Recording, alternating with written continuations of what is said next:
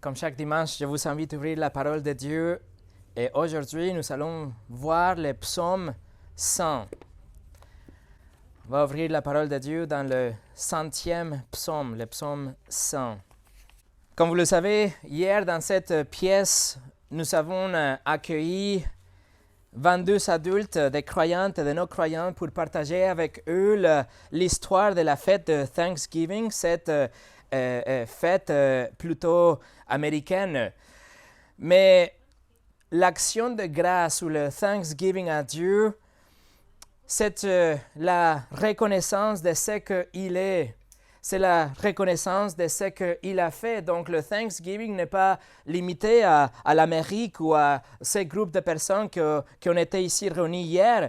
C'est une réaction naturelle et logique d'un cœur qui est disposé pour reconnaître avec les yeux, voir la bonté de Dieu, avec l'intelligence de reconnaître que Dieu est bon et avec un cœur qui déborde tout simplement pour reconnaître et remercier ce Dieu qu'on voit agir dans notre vie quotidienne. Mais quoi faire si j'ai expérimenté dans ma vie des choses mauvaises? Quoi faire si dans ma vie, j'ai perdu des êtres chers, j'ai vu des gens autour de moi mourir, j'ai une santé fragile, ou j'ai des relations brisées, ou j'ai le rejet de ces personnes que j'aime ou que j'ai aimées? Qu'est-ce que je peux faire si je traverse par des situations difficiles financièrement, ou le chômage, ou le ridicule, ou la guerre? Comment peux-je être reconnaissante dans ces cas-là? Le pèlerin, bien sûr, il y a 400 ans, 1620, bien sûr, il savait de raisons pour être reconnaissant envers Dieu, bien sûr. Ils ont traversé la mer au bord du Mayflower. Ils se sont installés dans cette nouvelle terre, une terre vaste et fertile. Ils ont fait des amis avec les natifs. Ils ont échappé à la persécution chez eux à cause de leur foi, bien sûr. Ils avaient des raisons pour être reconnaissants à Dieu. Mais moi, qu'est-ce que naît de moi? Comment je peux être reconnaissante à Dieu? Et le psaume 100, dans seulement 5 versets aujourd'hui, va nous mettre en défi pour nous montrer que peu importe notre passé, notre présent ou même notre futur, nous pouvons, nous devrions et nous devons être reconnaissants avec Dieu. Ce psaume, le psaume 100, est unique parce que parmi les 150 psaumes que nous avons dans notre Bible, c'est le seul qui a par titre un chant pour l'action de grâce. C'est le seul psaume qui a ça dans son titre.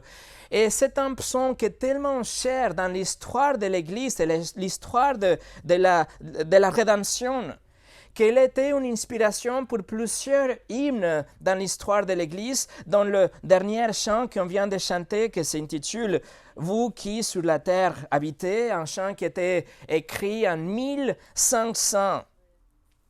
Ce psaume était appelé aussi la quintessence de l'action de grâce.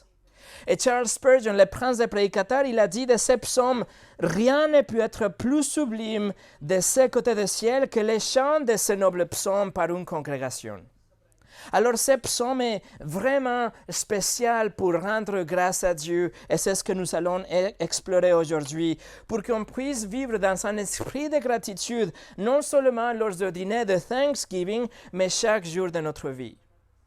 C'est ça que nous allons voir aujourd'hui, mais avant de commencer, je vous invite à prier avec moi. Seigneur, nous voici encore une fois avec un cœur ouvert et avec notre Bible ouverte aussi.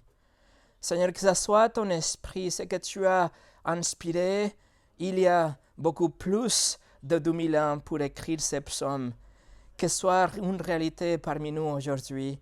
Et que ces psaumes soient la batterie qui va nous amener à vivre une vie de reconnaissance et de gratitude envers toi, peu importe ce que nous vivons. Mais Seigneur, qu'on a une reconnaissance pour ce que tu es et ce que tu as déjà accompli.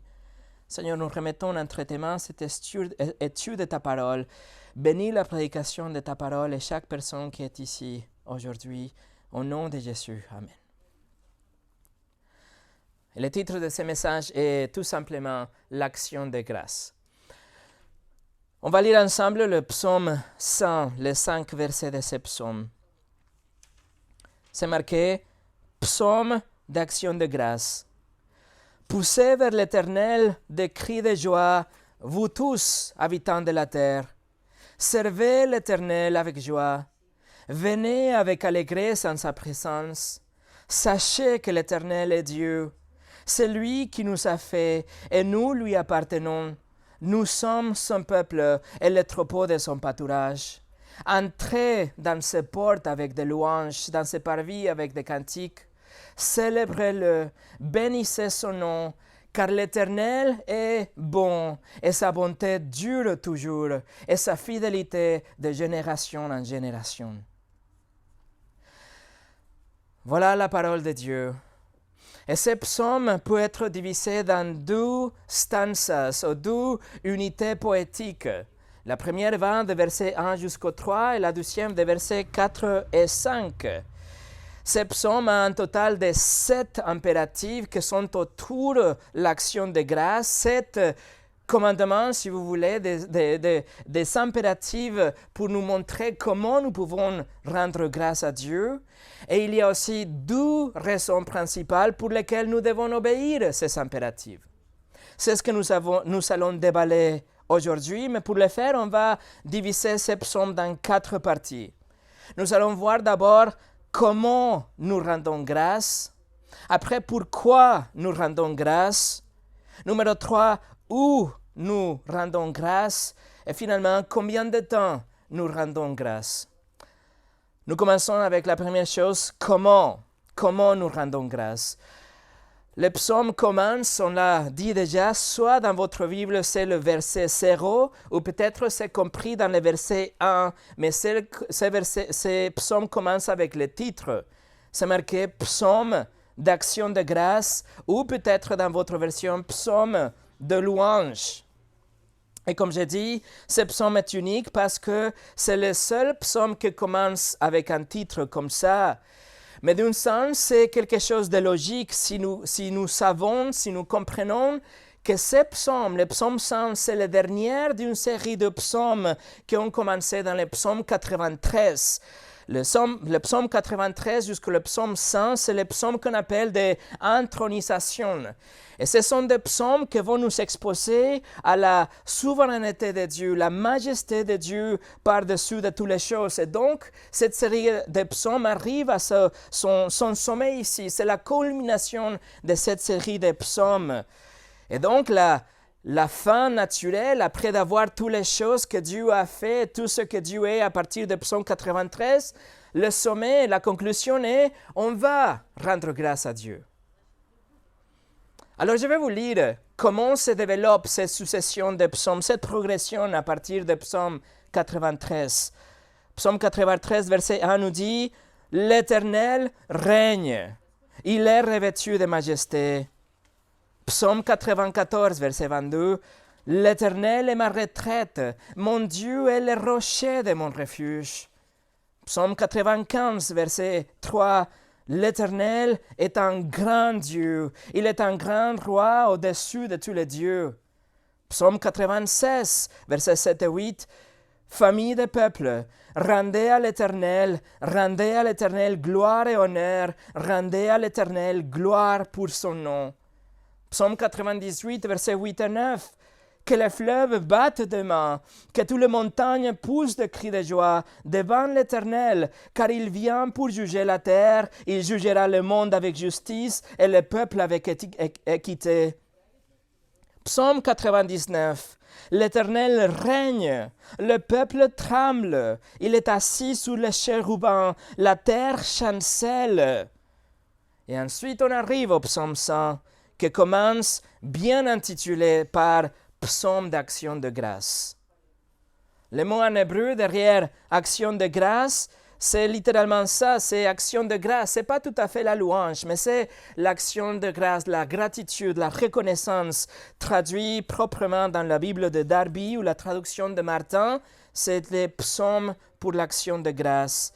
Et tout de suite après, l'auteur commence avec les impératifs. Il va nous donner tout de suite 3 commandements, 3 impératifs sur comment nous devons rendre grâce. Et le tout premier se trouve dans le verset 1. Il écrit « Poussez vers l'Éternel des cris de joie, vous tous habitants de la terre. » Le psalmiste nous appelle à pousser des cris de joie, c'est-à-dire élever la voix pour exalter l'Éternel. Ceci, c'est une action volontaire de tous ceux qui connaissent Dieu pour exprimer d'une façon sincère et publique notre culte et notre gratitude envers Dieu. C'est ce que le mot veut dire vraiment.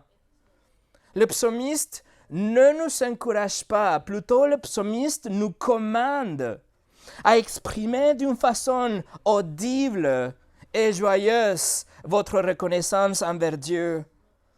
Alors oui, c'est sûr, vous pouvez louer l'Éternel et vous pouvez remercier Dieu en silence dans votre esprit, mais il y a quelque chose de bon, il y a quelque chose de béni, il y a quelque chose même d'obéissant quand nous faisons partie d'une communauté et on prend partie de la louange publique de Dieu. C'est la participation physique avec votre corps, avec votre voix. Mais de quel Dieu parlons-nous? Le psaume 100 le dit clairement. Le psaume 100 nous dit que nous parlons de seul vrai Dieu, que nous parlons de Dieu de la Bible. Il écrit « L'Éternel », c'est le nom divin de Dieu. Yahweh, c'est le Créateur et le souverain de toute la création, le Père de notre Seigneur Jésus-Christ. Le psalmiste le précise. Il y a pas de question pour qu'il n'y ait aucun doute sur ce qui est digne de votre adoration. Pour que vous ne pensiez pas que vous êtes redevable ou vous devez remercier à la bonne chance ou au karma ou une église ou un prêtre ou un président ou un idole ou un Dieu que vous avez forgé dans votre imagination. Le psalmiste est clair. Il dit « Remerciez Yahweh ». L'Éternel, ou si vous lisez en anglais, Lord, en majuscule. C'est louer le Seigneur, pousser des cris de joie vers le Dieu qui est décrit exactement comme il est décrit dans la parole de Dieu. Tout ce qui est de plus de ça, ou tout ce que vous imaginez moins de ça, ce n'est pas le vrai Dieu, mais c'est un Dieu que vous avez plutôt façonné dans votre intelligence, avec lequel vous êtes confortable, mais ce n'est pas le vrai Dieu. Alors remarquez que l'appel à l'adoration dans le verset 1 va au-delà des croyantes. Cet appel à adorer le Seigneur s'étend à toute la terre, il écrit. C'est l'appel qui s'adresse à tous les hommes, là où ils se trouvent, par tout le monde. Cet appel à la louange de Dieu s'adresse à chacun des 8 milliards de personnes qui habitent sur la planète aujourd'hui. Parce que même si la plupart d'entre eux sont complètement indifférents à Dieu, ou ils sont froids dans leur allégeance au Dieu, la valeur de Dieu ne change pas. Il est quand même et toujours digne et infiniment digne de notre louange d'être exalté. Donc, l'appel, c'est pour toute la terre à célébrer et remercier le vrai Dieu. Et vous voyez, mes amis, le Thanksgiving est bien plus qu'un simple repas de famille à Noël, mais c'est un événement cosmique. C'est un événement universel et quotidien. Remercier le Seigneur, le Dieu de la Bible. On doit comprendre que avant le temps que le temps commence, Dieu était déjà digne d'être loué. Avant qu'il a créé le ciel et les anges et la terre, Dieu était déjà digne d'être loué. Lors du déluge, quand il a décidé d'effacer l'humanité, sauf 8 personnes qui étaient à l'intérieur de cette arche, Dieu était digne. d'être loué. Et quand Israël est parti en exil, et la ville de Jérusalem et le temple ont été détruits jusqu'au sol, Dieu était digne d'être loué. Et aujourd'hui, au milieu de vos circonstances, et demain, à travers la guerre et la maladie et la déception, Dieu sera toujours digne d'être loué.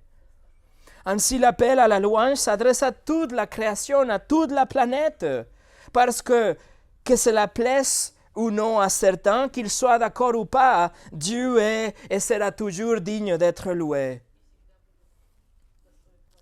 Mais il y a une deuxième façon de rendre grâce à Dieu, qu'on le voit dans la première partie de verset 2.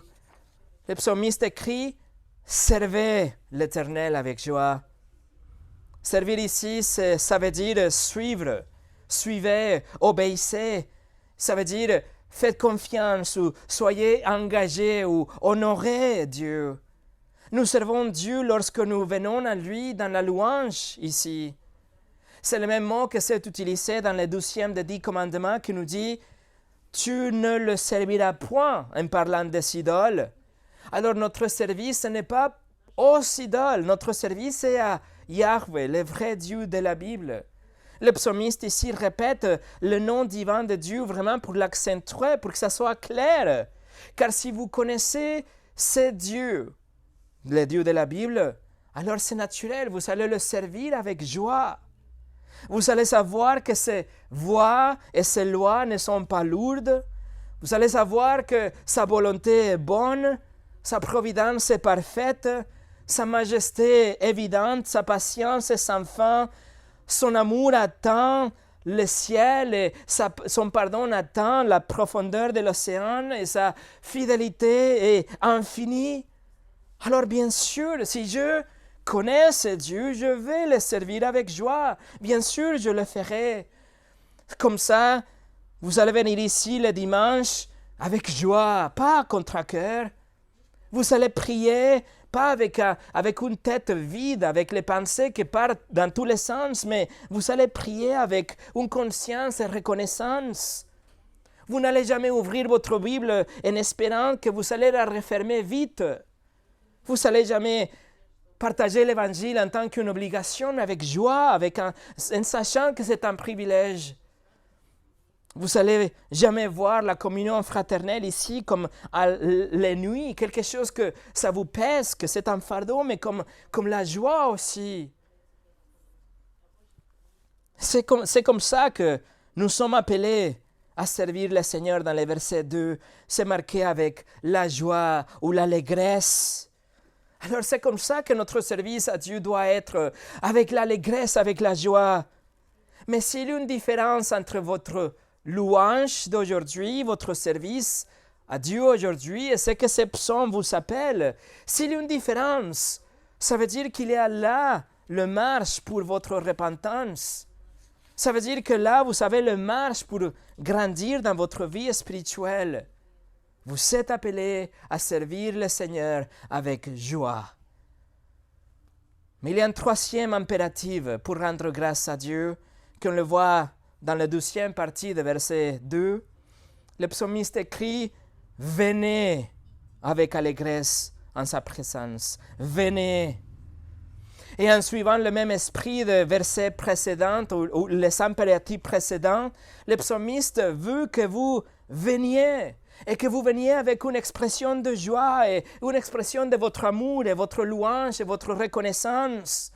Le terme ici pour « venez » fait référence à ces rassemblements. Et c'est le rassemblement physique avec les autres croyantes. Et vous le savez, ces psaumes étaient originellement écrits pour le peuple d'Israël, pour qu'ils viennent, qu'ils se ressemblent, qu'ils montent ensemble à Jérusalem et qu'ils vont ensemble dans le temple. Donc on parle ici de ce culte formel. C'est avoir la volonté, le désir, l'envie de sortir de votre zone de confort et vous rassembler avec les autres, avec la joie et l'allégresse et la gratitude envers Dieu.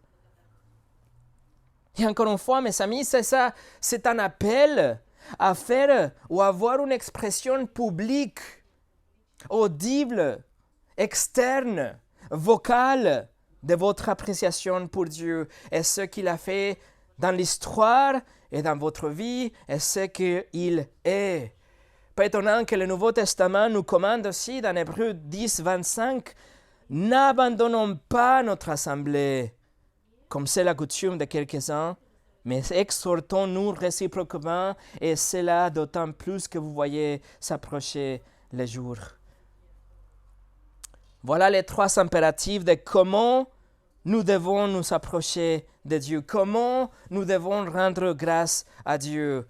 Première chose, élever la voix, littéralement. Numéro 2, servir le Seigneur. Et numéro 3, venir avec allégresse.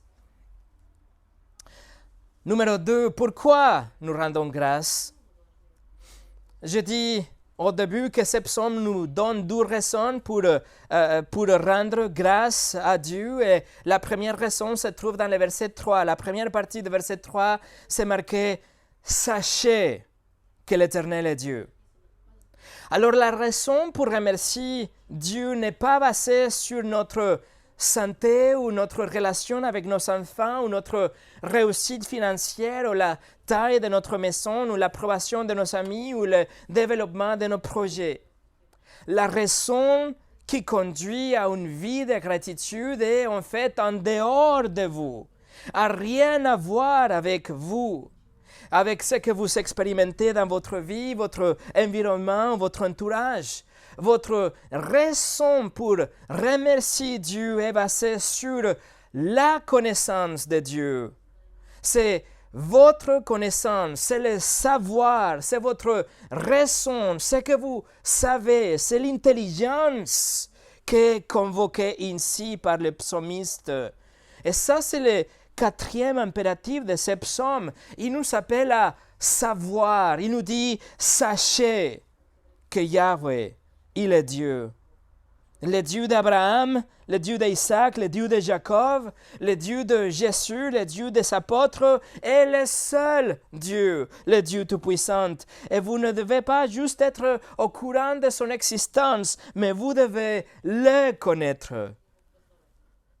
Mes amis, vous devez savoir qui est Dieu. Qu'est-ce qui peut être plus important dans l'univers que ça, connaître Dieu? Connaissez-vous le vrai Dieu de la Bible? Connaissez-vous ce qu'il aime, ce qu'il déteste? Savez-vous que utiliser son nom sans respect s'appelle le blasphème et que dans l'Ancien Testament était tellement grave qu'il était puni par la peine de mort? Savez-vous que les lèvres qui mentent sont une abomination à Dieu et que les menteurs et les idolâtres ne prendront part du royaume de Dieu? Connaissez-vous que tout comme il est amour, il est aussi juste? Savez-vous qu'il considère la haine comme le meurtre et que l'adultère, ce n'est pas seulement l'acte physique d'être avec quelqu'un d'autre, mais l'imagination même, la fantaisie, le désir, vous rendre coupable devant Dieu?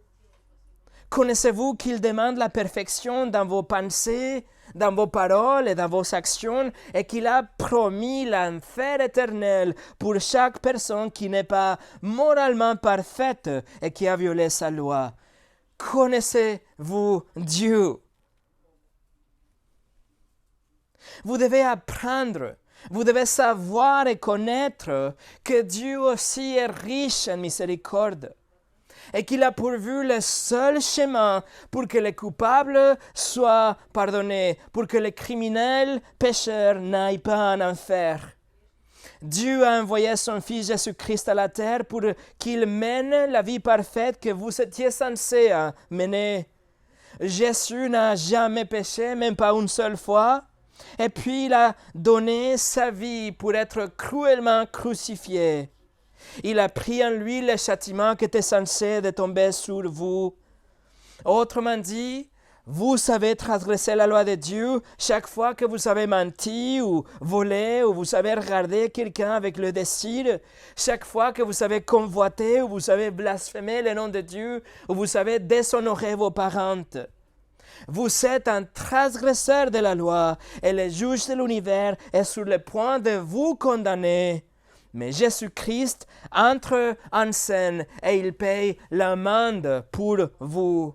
Il donne sa vie, il est mort pour vous et 3 jours après, il est ressuscité et il a satisfait la justice de Dieu.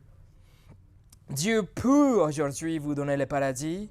Pas parce que vous êtes une bonne personne ou parce que vous le méritez, car ce n'est pas le cas, mais parce que Jésus a donné sa vie. Il a payé en votre nom. Il a été crucifié, sacrifié en votre nom pour vous. Ce qu'on doit faire en réponse, c'est de nous repentir. On doit nous détourner de nos péchés et on doit mettre notre confiance en Jésus comme vous le feriez dans un parachute. Vous lui donnez votre vie, vous lui faites confiance, vous croyez qu'il va vous sauver. C'est ce que la Bible promet. Vous savez la promesse de Dieu. Dieu a tant aimé le monde qu'il a donné son Fils unique, que quiconque croit en lui ne périsse point, mais qu'il aille la vie éternelle.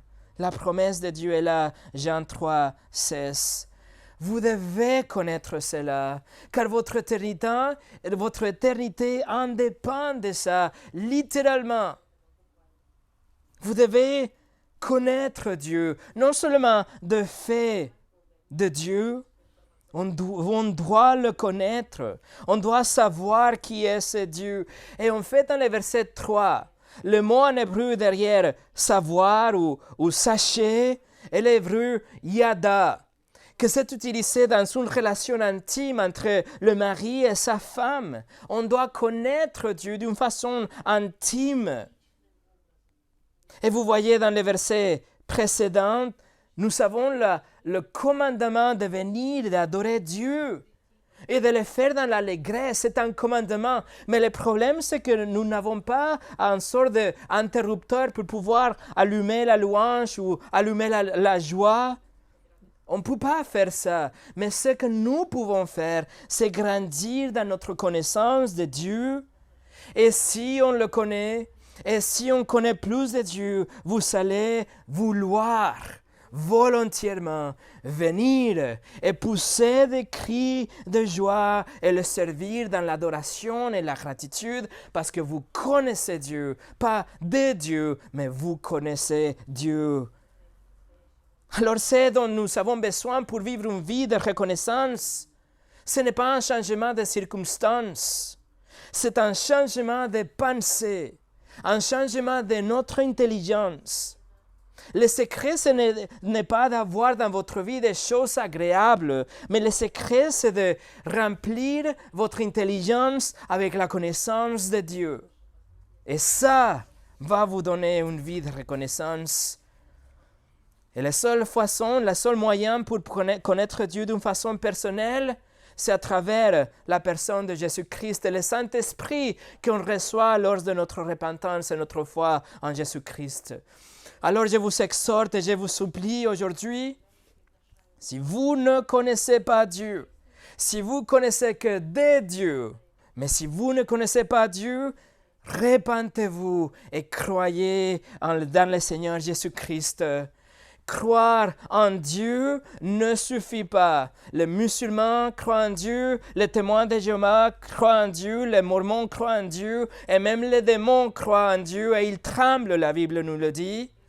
Ce dont nous avons besoin, c'est de connaître le Fils de Dieu, le Sauveur, le Seigneur Jésus-Christ, le seul qui est mort pour vous. Jean 3, 36 nous le dit. Écoutez, celui qui croit au Fils a la vie éternelle. Celui qui n'y croit pas au Fils ne verra point la vie, mais la colère de Dieu demeure sur lui. Vous voyez, tout dépend de votre connaissance du Fils, le Seigneur Jésus-Christ. Et votre connaissance de Dieu va alimenter l'action de grâce à Dieu, quelle que soit votre situation, quelle que soit votre santé, vos circonstances, vous serez reconnaissant parce que vous connaissez Dieu. Mais si cela ne serait pas suffisant, le psalmiste nous aide un petit peu et il nous donne 12 raisons qui vont éclairer, qui vont informer notre connaissance de Dieu. Regardez la 12e partie de verset 3. Il écrit, c'est lui qui nous a fait et non lui, et nous lui appartenons. C'est lui qui nous a fait et nous lui appartenons. Alors, pièce A. Voici la première preuve. C'est Dieu qui nous a fait. Vous avez été créés par Dieu.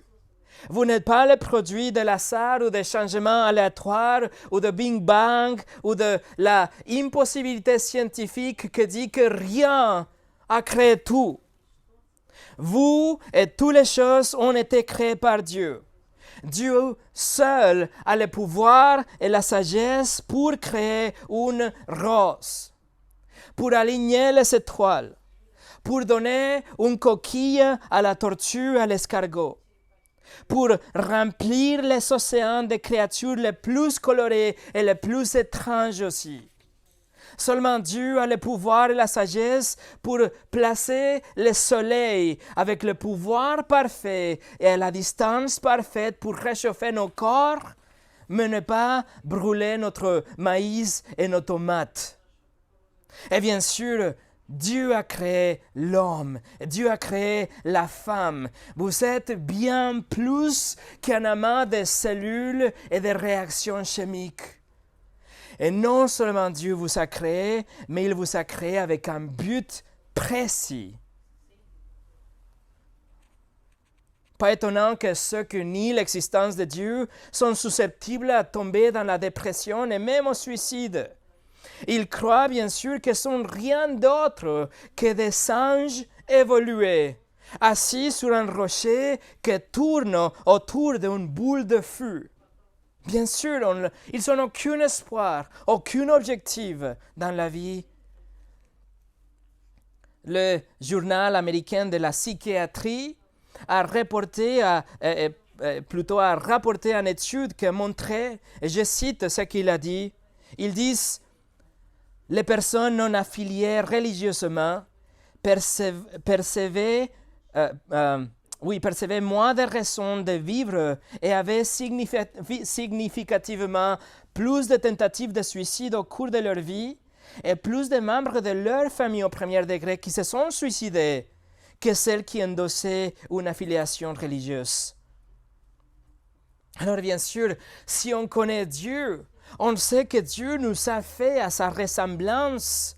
Vous êtes créés d'une façon merveilleuse et étonnante, comme le psaume 139 nous le dit. Vous avez un objectif spécifique dans votre vie et votre âme est faite pour vivre pour toujours. Et juste au cas où que ce n'était pas clair, le psalmiste le souligne en ajoutant dans la 12e partie de verset 3, il écrit « C'est lui qui nous a fait et nous lui appartenons ». Mais plus précisément, dans l'hébreu, littéralement, c'est marqué « C'est lui qui nous a fait et non pas nous ». C'est lui qui nous a fait et non pas nous. Et c'est comme ça que la Bible de Darby, et la Osterbal et la Bible annotée de Neuchâtel le rend ce verset. C'est lui qui nous a fait et non pas nous. On n'a rien fait pour être là. Nous ne pouvons pas créer une rose. Nous ne pouvons pas créer un grain de sel. Mais Dieu nous a créés. Cependant, non seulement Dieu vous a créé, mais la seconde même où vous vous repentez, vous placez votre confiance en Jésus-Christ, Dieu va vous recréer. C'est ce que Jésus a dit qui était nécessaire pour rentrer dans le royaume de Dieu, être recréé ou né de nouveau. Non seulement Dieu va nettoyer, et purifier et enlever tous vos péchés, mais il va vous rendre tout neuf. 2 Corinthiens 5, 17 nous le dit, « Si quelqu'un est en Christ, il est une nouvelle création. Les choses anciennes sont passées, voici toutes choses sont devenues nouvelles. » Mes amis, cela doit remplir notre cœur avec une joie incroyable, une gratitude infinie.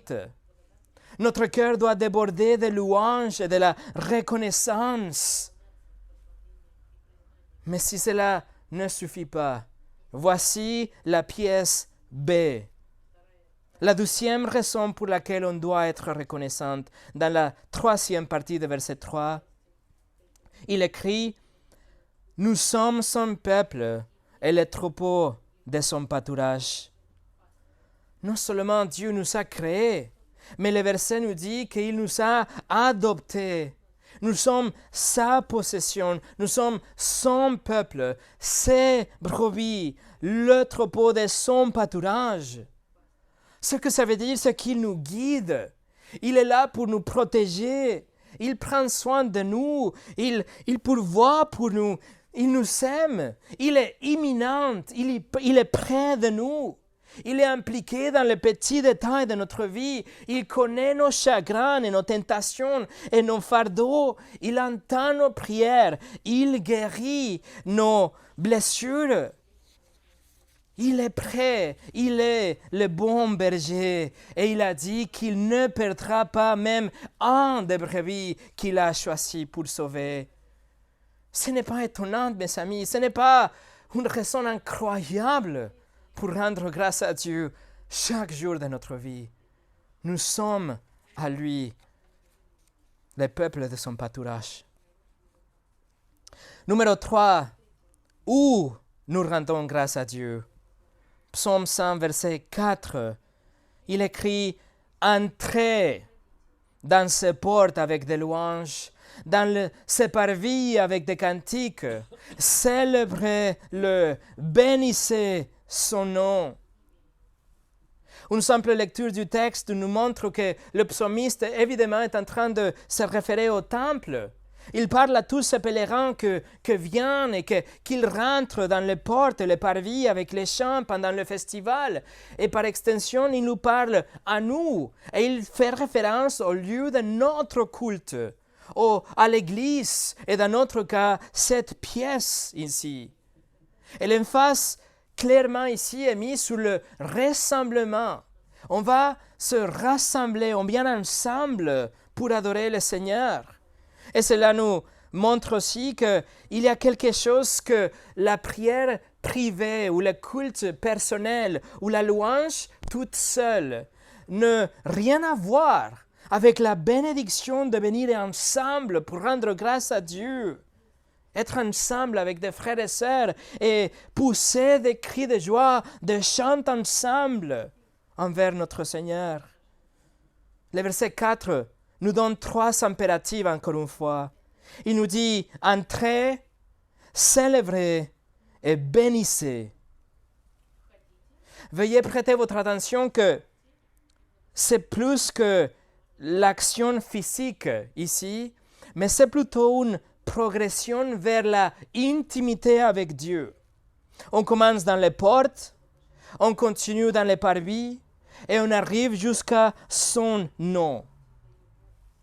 Lorsque vous approchez Dieu dans votre prière ou dans une réunion publique, bien sûr, vous rentrez spirituellement, si vous voulez, par les portes avec l'action de grâce. Vous rentrez dans les premiers moments avec l'action de grâce.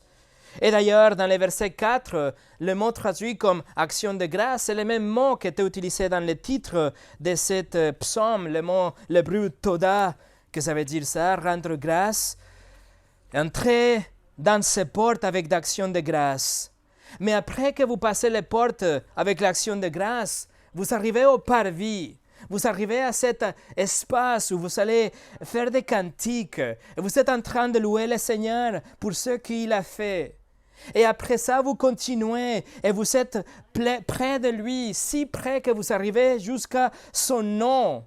Et vous le remerciez et vous bénissez son nom. Vous savez que le nom de Dieu représente tout ce que Dieu est, tous ses attributs, tel qu'il est révélé dans la parole de Dieu. Vous arrivez jusqu'à là, devant la présence de Dieu. Et la question est, mais comment nous pouvons le faire? Comment pouvons-nous rentrer dans la présence de Dieu? Est-ce qu'on doit aller dans une cathédrale ou est-ce que c'est par l'intermédiaire d'un prêtre ou lors d'un pèlerinage? Comment nous pouvons rentrer par les portes, arriver au parvis et arriver jusqu'à son nom, sa présence? Écoutez, voici la réponse. Il n'y a qu'un seul moyen. Jésus lui-même l'a dit. Je suis le chemin. Je suis la vérité. Je suis la vie. Nul ne vient au Père que par moi. Le Seigneur Jésus, Dieu dans la chair, s'est assuré d'affirmer clairement qu'il n'y a pas un autre moyen pour approcher Dieu qu'à travers lui, à travers son œuvre de rédemption sur la croix. Alors, s'il vous plaît, ne vous laissez tromper en pensant qu'il y a un autre moyen. Ne laissez pas cette pièce aujourd'hui en pensant que Jésus a exagéré ou qu'elle plaisantait ou qu'elle a même menti. Il a dit clairement, nul ne vient au Père que par moi, par le Seigneur Jésus-Christ. Mes amis, ça c'est la vérité de l'Évangile. Et la vérité, c'est que les portes sont grandes ouvertes aujourd'hui. On ne doit pas attendre un autre jour pour venir. On ne doit pas penser que nous pouvons venir par des autres moyens ou des émotions ou des traditions. C'est à travers Christ et Christ seul. Le psalmiste nous commande à entrer et célébrer et bénir. Mais la seule façon de le faire, la seule façon de venir vers la présence de Dieu, c'est à travers le seul médiateur entre Dieu et les hommes. Le seul qui a payé la dette qui était sur mon compte. Le seul qui a reçu en lui la punition et le châtiment qui était censé de tomber sur moi. Le seul qui a prouvé qu'il est Dieu car il a ressuscité de la mort. Martin Luther et Jean Calvin aussi, ils ont reconnu que ces versets 4 de Psaume 100 étaient d'une façon prophétique, car il nous parle de la nécessité d'un Rédempteur, quelqu'un qui vient pour pouvoir nous réconcilier avec Dieu. Et grâce à lui, nous pouvons franchir les portes en perles demain. Nous pouvons venir à la présence de Dieu aujourd'hui, mais au paradis demain aussi. Numéro 4. Alors combien de temps nous rendons grâce à Dieu? Le verset 5 nous le dit. Car l'Éternel est bon, sa bonté dure toujours, et sa fidélité de génération à génération. Le dernier verset de ce court et profond psaume nous dit le laps de temps qu'on doit avoir pour notre reconnaissance. Combien de temps on doit garder ou être reconnaissant envers Dieu. Si sa bonté dure toujours, si sa fidélité va de génération à génération, alors mon action de grâce n'est pas liée au temps. En fait, remarquez ici que dans le verset 3, verset 5, nous trouvons 3 attributs de Dieu. Il nous dit, l'Éternel est bon, l'Éternel est plein de bonté, et l'Éternel est fidèle. Et comme Dieu ne change jamais, il sera toujours bon, plein de bonté et fidèle. Alors la question est, combien de temps devons-nous rendre grâce à Dieu? Est-ce que ma vie ou mes circonstances d'aujourd'hui ont une influence envers le temps, envers ma reconnaissance envers Dieu? Absolument pas. Nous allons rendre grâce à Dieu car il est bon, il est plein de bonté et il est fidèle. Et cela ne changera jamais. La première chose qu'on trouve ici, c'est bon. Il est bon dans le verset 5. Le faux Dieu à l'époque qui entourait le peuple d'Israël n'était pas bon. Il s'était de Dieu qui était en colère contre le peuple tout le temps. Les dieux d'aujourd'hui, des autres religions ne sont pas bons non plus. Ils sont capricieux, ils sont égoïstes. Vous ne pouvez pas simplement leur faire confiance parce que du coup, ils peuvent se détourner contre vous. Le Dieu d'aujourd'hui ne vous assure la vie éternelle. Ça dépend de son attitude et son caractère qui est fluctuante selon les jours. Alors nous ne pouvons pas faire confiance aux idoles et faux dieux d'aujourd'hui. Mais ce n'est pas comme ça le Dieu de la Bible. Le Dieu de la Bible est bon. Il a toujours été bon et il sera toujours bon. La deuxième caractéristique dans le verset 5 nous dit qu'il est plein de bonté pour toujours. Et c'est vrai, il est plein de bonté pour toujours, mais il est beaucoup plus que ça. Et en fait, l'hébreu derrière plein de bonté, ou miséricorde selon votre traduction, c'est l'hébreu chesed, que ça veut dire l'amour parfait de Dieu. C'est l'amour infini de Dieu. C'est l'amour que seulement Dieu peut donner. C'est l'amour qu'il a choisi de déverser sur tous ceux qui viennent à lui à travers Jésus-Christ. Alors, ni le temps, ni les circonstances ne changeront pas l'amour de Dieu pour vous. L'apôtre Paul l'a affirmé aussi dans Romains 8, 38 et 39. Il écrit « J'ai l'assurance que ni la mort, ni la vie, ni les anges, ni les dénominations, ni les choses présentes, ni les choses à venir, ni les puissances, ni la hauteur, ni la profondeur, ni aucune autre créature ne pourra nous séparer de l'amour de Dieu manifesté en Jésus-Christ, notre Seigneur. » Ça, c'est l'amour parfait de Dieu, infini de Dieu, que vous appartienne si vous êtes en Christ. Et troisièmement, il nous dit que Dieu est fidèle de génération à génération. C'est-à-dire que la même fidélité que Dieu a montrée à Noé, par exemple, en le sauvant du jugement du déluge à travers de l'arche, c'est la même fidélité qu'il vous promet. Il va vous sauver du jugement à travers l'arche que c'est le Seigneur Jésus-Christ. Dieu est fidèle toujours, même lorsque nous ne sommes pas fidèles. Dieu est fidèle indépendamment de ce que vous ressentez à son égard ou ce que vous traversez aujourd'hui dans votre vie. Dieu était fidèle avec Abraham et Moïse et Josué, et Rahab, et David, et Salomon, et Daniel, et Jérémie. Dieu était fidèle avec Joseph, et Marie, et Siméon dans le temple, avec Jésus, et Pierre, et Paul, et l'apôtre Jean. Dieu sera fidèle avec vous. Et vous savez quoi? Dieu sera fidèle avec vos enfants, et avec les enfants de vos enfants, parce que Dieu est fidèle de génération en génération. Alors vous pouvez louer son nom.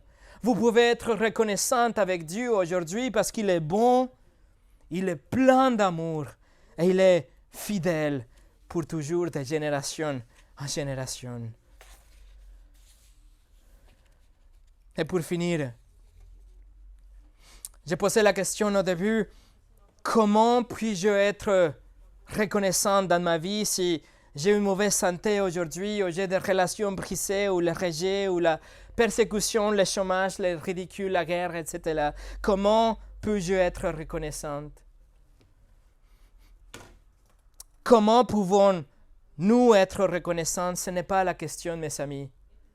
La question est comment ne pas être reconnaissante? Les pèlerins, ils s'étaient vraiment reconnaissants, c'est sûr, parce que Dieu les avait protégés, Dieu avait pourvu pour eux pendant leur voyage à la Nouvelle-Angleterre. Mais vous savez quoi?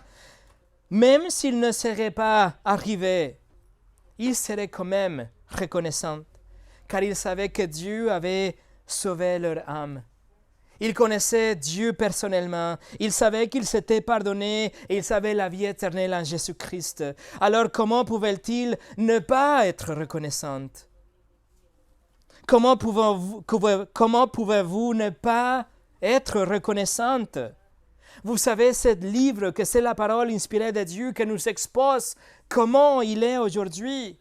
Il nous dit de couverture à couverture comment et combien il est bon, combien il est plein d'amour et combien il est fidèle. Alors, comment pouvons-nous ne pas l'être? Comment pouvez-vous ne pas être reconnaissante lorsque le Seigneur Jésus-Christ vous tend la main aujourd'hui et vous offre son pardon. Il offre de prendre en lui chacun de vos péchés et vous donner en échange sa perfection. Comment pouvez-vous ne pas être reconnaissante? Comment pouvons-nous ne pas être reconnaissantes si nous savons que Dieu est le même hier et aujourd'hui et demain, et il sera toujours et complètement et absolument bon? Comment pouvons-nous ne pas être reconnaissants, mes amis?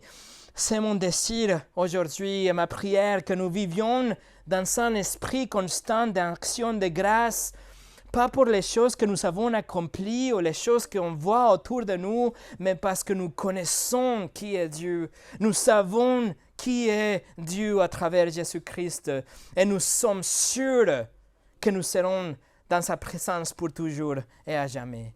Nous avons tellement de raisons pour être reconnaissants. Et tout ça, c'est parce que nous connaissons Dieu. Prions.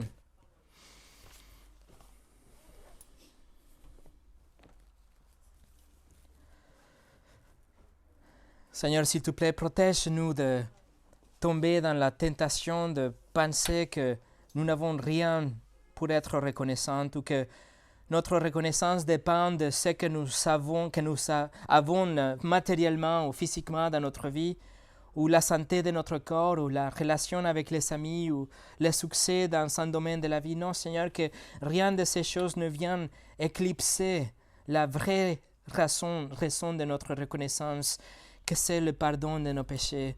Le fait que nous te connaissons à travers Jésus-Christ, que nous savons que tu nous aimes, que tu es bon, que tu es fidèle, que rien ne changera ces choses, que nous pouvons traverser la plus pire des persécutions et quand même tenir ferme et bon, en sachant qu'on te connaît et que tu es fidèle de génération en génération.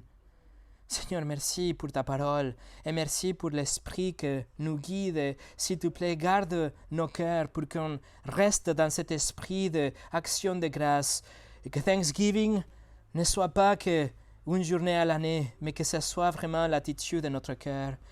Et Seigneur, que ces psaumes saints nous rappellent toujours de ta bonté, les 1000 raisons que nous avons pour être reconnaissants, que ce soit le psaume qu'on lit lors du jour de Thanksgiving, mais aussi chaque jour de notre vie.